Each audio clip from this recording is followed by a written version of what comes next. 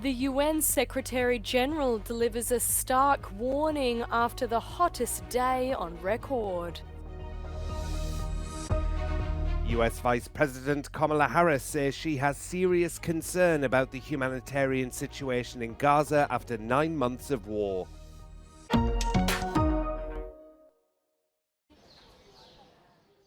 The United Nations Secretary-General Antonio Guterres issued an urgent call to action after the world experienced its hottest day on record on Monday. He states that extreme heat events are increasing in scale, intensity, frequency, and duration, and warns that Earth is becoming hotter and more dangerous for everyone and everywhere. Afternoon. Extreme temperatures are no longer a 1 day, 1 week, or 1 month phenomenon. If there is one thing that unites our divided world, is that we are all increasingly feeling the heat.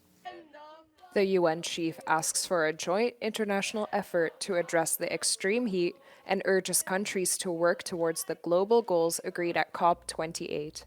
He calls out the world's wealthiest countries and urges that their leadership is essential to the phasing out of fossil fuels. The G20 must shift fossil fuel subsidies to renewables and to the support of vulnerable countries and communities. And national climate action plans must show how each country will contribute to the global goals agreed at COP28. Guterres attributes extreme heat to the widening of inequalities.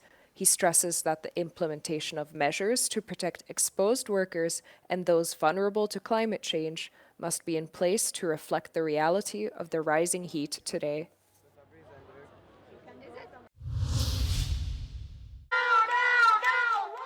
There have been anti-war protests outside the White House as Israel's Prime Minister Benjamin Netanyahu held talks with US Vice President Kamala Harris. Harris told Netanyahu of her serious concern about the humanitarian situation in Gaza after 9 months of war between Israel and Hamas. The images of dead children and desperate, hungry people fleeing for safety, sometimes displaced for the second, third, or fourth time. We cannot look away in the face of these tragedies. We cannot allow ourselves to become numb to the suffering, and I will not be silent. Netanyahu's first White House visit since 2020 comes a day after he gave a fiery speech to Congress in which he vowed total victory against Hamas and denounced American opponents of the war in Gaza as idiots. Netanyahu's talks with Harris, who's widely expected to be the Democrat presidential nominee after Joe Biden announced earlier this week he wouldn't run for office again, came after a meeting with the outgoing president earlier on Thursday. 81-year-old Biden is pressing to get Israel and Hamas to sign a ceasefire deal before he steps down in January. White House officials say ceasefire negotiations, which have stumbled along for weeks, are in the closing stages, but there are still issues that need to be resolved. Meanwhile, the United Nations Secretary-General Antonio Guterres has called the humanitarian situation in Gaza a total disaster. We are in a situation of total lawlessness, a situation where the law and order has completely disappeared. Nobody is in charge of security anywhere in the area of Gaza. So we see convoys looted at any moment. Since the war against Hamas started last year, more than 39,000 Palestinians have been killed in Gaza, and the death toll in Israel is 1,200.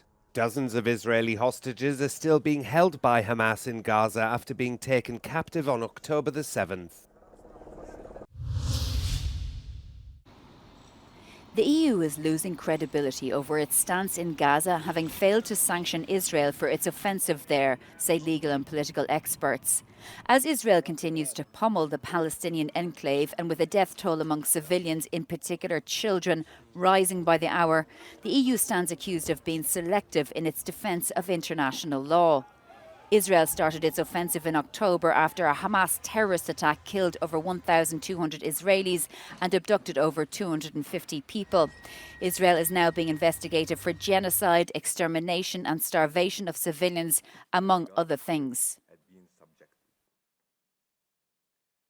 In the present order, the court notes... I think on Gaza, the EU has scored a very transparent and dramatic fail in terms of being able to assert that it has been the upholder of international law, of the rule of law, that there is any semblance even of consistency in its position. And I think it has lost a lot of ground in the global majority, global south.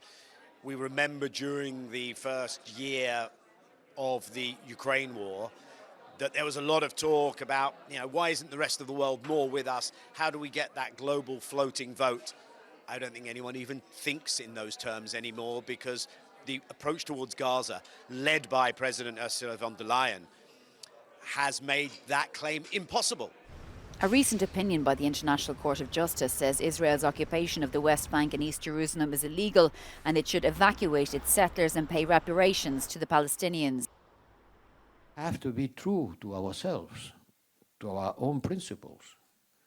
We say all the time the rule of law, international law, humanitarian law, protection of human rights.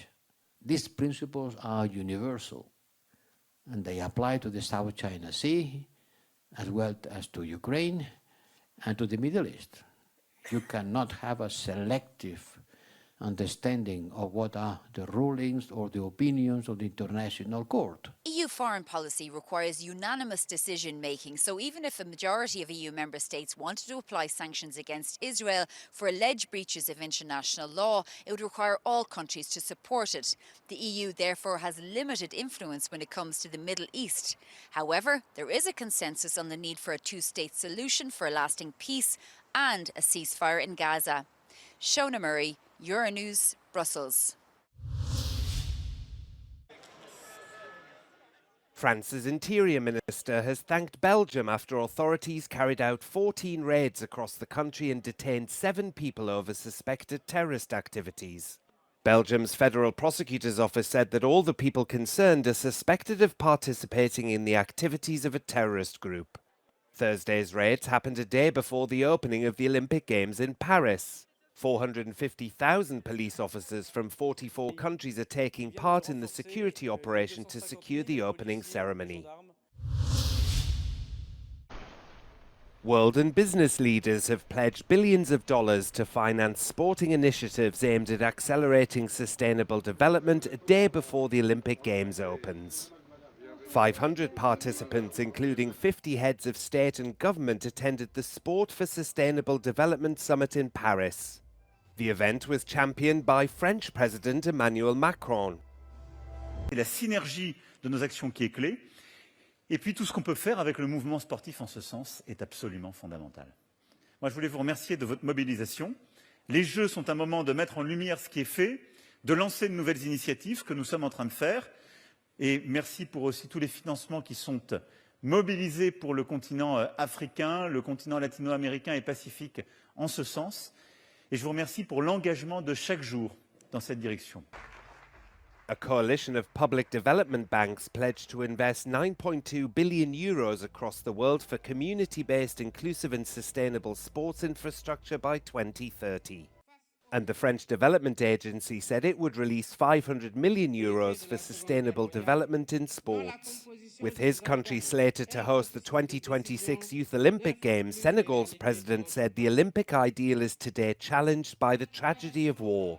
J'ai saisi l'occasion pour attirer l'attention du sommet sur le fléau insupportable du racisme et de la discrimination raciale qui continue de gangréner le sport dans un contexte de banalisation des discours haineux et xénophobes. The 2024 Paris Olympics opens on July the 26th and runs until August the 11th.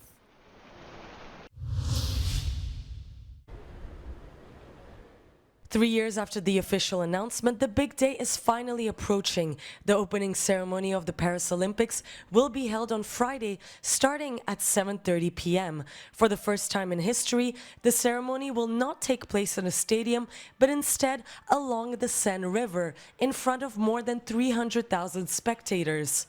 More than 10,000 athletes from 206 delegations will parade aboard nearly 100 boats for a spectacle lasting lasting almost 4 hours. A meticulous organization that required more than 3 years of preparation.